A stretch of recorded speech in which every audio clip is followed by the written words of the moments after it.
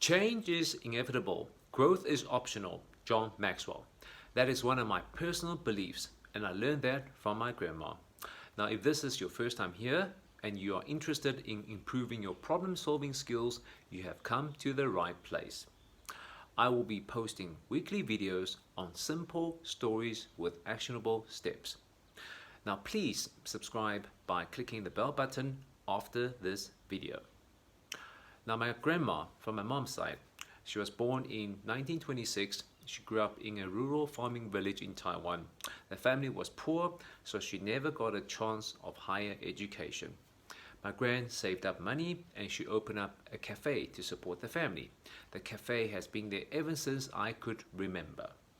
Now, she was a hard worker. She opened the store 7 days a week and she got up each and every single morning to make soy milk. It was delicious.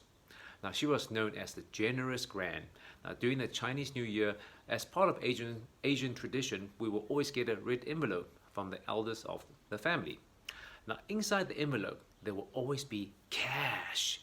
Now, which kid wouldn't love that? Now, out of all the family elders, we would always get more money from that specific gran. Now, even though she was kind, my gran never ever spoiled us. No birthday toys, no surprise gifts. New Year's was the only time gran would spoil us. Now, during my 30s, by chance, I found out from my mom that my gran was partially illiterate. She never got a chance to finish her primary school.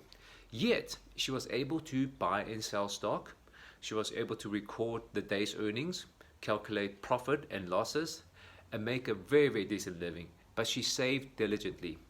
Now, my granny showed me you are never ever too old to accomplish something. Now, at the age of 86, my gran graduated from primary school and got her diploma. And I remember looking at her graduation photo, and the smile on my face made me so, so proud. Now, sadly, she passed away on the 8th of November 2013. She was 87 years old.